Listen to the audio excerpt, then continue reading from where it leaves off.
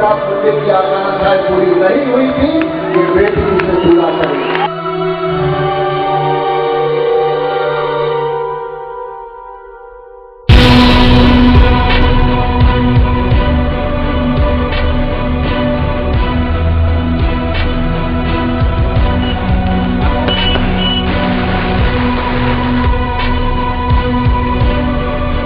ने देखा था कि अभी से 3 माह पहले पूरे महाराष्ट्र में और पूरे भारत में नरेंद्र मोदी की लहर देखी थी।